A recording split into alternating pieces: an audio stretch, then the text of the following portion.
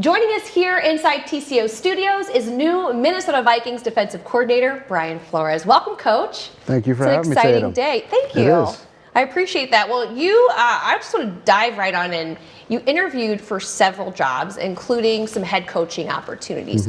What was it about the Minnesota Vikings defensive coordinator position that spoke to you? Like you said, I interviewed at a few different spots: Atlanta, Arizona, Cleveland. All great opportunities, and felt like I had great interviews there. Just meeting with the folks in those different organizations. When I came here and met with Kevin and met with Kwesi, Wes Phillips jumped in and spent some time with him. I left this place just feeling like that's somewhere where I wanted to be, and it was more of a kind of a gut feeling, and it wasn't about title. It wasn't about. It was just about opportunity. It was about the opportunity to grow, to learn, and to be in a great environment with a great culture. I just want to be a part of it. And that's really what it boiled down to. I told my wife as soon as I called her and said, well, there's a lot of other things going on, and this is really the last interview that I went on. And there's a lot of opportunities and a lot of other things going on, but in my gut, I felt like, this would be the best place for me. You called her up and you were like, get your winter gear ready. Huh? Well, you know what? When the opportunity to interview in Minnesota came up, my boys, they didn't care about any of the other jobs because they're huge Justin Jefferson fans. Yeah, makes sense. And they've got cousins who've been Vikings fans for a long time. There's this whole Minnesota clique that they've got. So when I told them that we were going to Minnesota, it was gritty and going on all over my house. Including yourself? I've got a version that I'm not going to show anyone. Okay. My kids call it the old man gritty. So I don't know. There might be some fans out there that'll hold you to it. Maybe if you get the ring right down the line. Absolutely. There you go. I'll gritty wherever you want. There you go. I'll hold you to it. Now you do share a history with head coach Kevin O'Connell back with the Patriots. When you think back of him as a player, what do you remember most? Tough, smart, team first, leader. He definitely had leadership qualities. My experience with him was very good. Now, at that point, I was a young coach swimming in special teams assignments and defensive assignments, and just trying to make my way through up the ranks in this league. But I just remember Kevin just being a hard-working, tough, smart, team first. But the leadership component was something that I definitely remember. Guys gravitated to him. You mentioned your path. You've had several different titles since you've been in the league since 2004, from scouting assistant to head coach to defensive play caller, but yet never a defensive coordinator. So what about that opportunity to hold that title excites you? Just to, the opportunity to lead a group of guys. And look, at heart, we're all, as coaches, we're all teachers. My wife's a teacher. She taught really Spanish from grade school up through middle school. She actually mostly enjoyed middle school. And we talk a lot about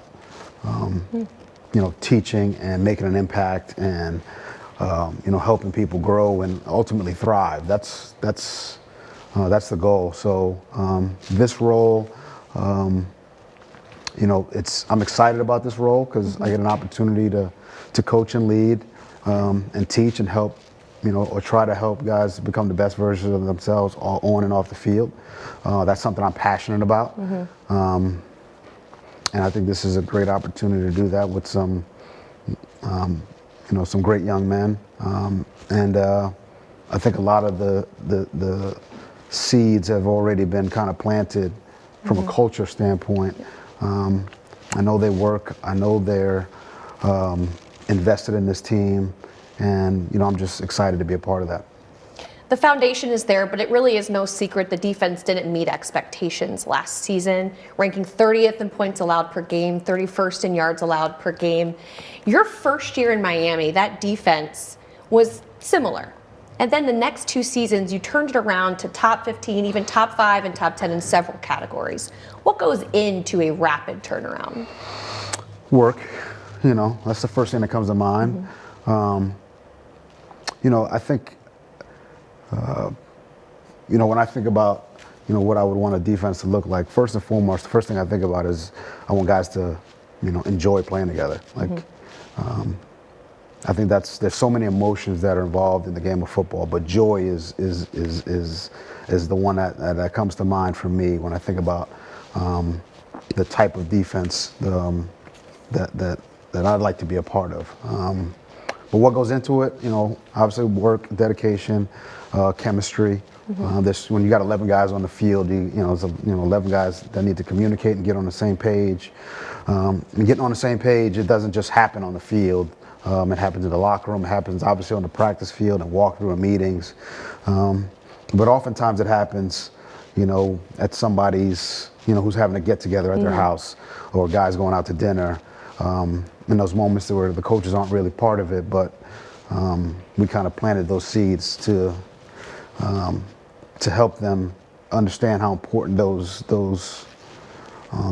opportunities to get together are. So a lot of that's what happened on any of the good defenses or teams that I've been on. There's always that, which from what I've already gathered in a week or however long it's been, 10 days. Yeah. There's very good camaraderie on this team.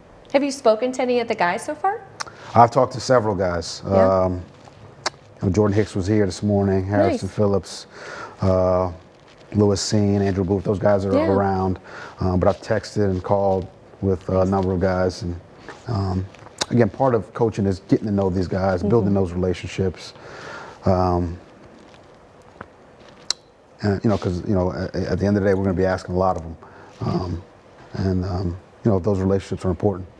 What is a young player maybe that you have your eye on that you're really excited to develop? I mentioned Lewis Seen, Andrew Booth, Brian Asamoah. There's some good young players that I'm excited to work with. But I'm really excited to work with everyone on this on this team, and to be a part of it. And help them, make it their team, their defense, their offense, et cetera. I'm excited, obviously, to work with Kevin and Wes, Coach Daniels. I mean, this is, a great group of coaches, and obviously the guys on our staff. So I'm looking forward to really all of it. Several coaches, including most recently Steelers head coach Mike Tomlin, have complimented your ability to develop players. What are the pillars in your eyes of developing talent? It starts with their wanting to work and put the time in. There's really no secret sauce. Come on, coach. It's building a relationship. It's building a relationship with players. It's teaching them how to be professionals, teaching them that sometimes. Guys don't like to hear this, but sometimes living a boring life is, the best kind of recipe for success in this league, and that every day matters, and everything you do matters. So those are kind of the things I harp on. Understanding that these are 20-year-old guys, and they're going to go out and have fun, and they should. But if they want to be the players, that they strive to be, and they want to thrive, there's some sacrifices that have to be made. But those are like in-depth conversations that happen, over dinner, over lunch, and I try to have guys over the house and to meet my family. I think there's a relationship component to helping young guys reach their potential. That all coaches, or I should say, I shouldn't speak for all coaches, but for me, that's been a big part of it. So I'm excited to do that here for sure. Football obviously means a lot to you. I can just tell just in these few short minutes that we've talked. And I think more importantly, when I was reading, it was when you said that football leveled the playing field for you, that really hit home. I mean, your story's well documented. You wrote 32 letters to every team when you first started out to try and get in the industry. Can you be more specific about why football means that much to you and has leveled the playing field? I mean, it's, you know, the game's done so much for me personally. You know, my parents are immigrants. They came here from Honduras in the 70s. Don't ask me to speak Spanish, by the way. Solo puedo hablar That's your wife's poquito. job, right? Yeah, she'll handle that. They came here in the 70s. They were immigrants. We didn't have a lot. I really, you know, got involved in football by chance. My uncle was a firefighter in New York. He played a little football in high school. No one in my family had ever played. I asked to play one day, and I fell in love with the game right there. But it's taught me a lot about sacrifice. It's taught me how to work. It's taught me how to, you know, build relationships. It's given me great opportunities to go to a great high school, to go to a great college, and to build, you know, an incredible life for my family. So it means a lot to me. The game does. And I have a lot of respect for the game, and I think it should be played and honored in a certain way. Yeah, it's you know, it's a sport that's, you know, just taught me a lot about adversity and how to, you know, push through it.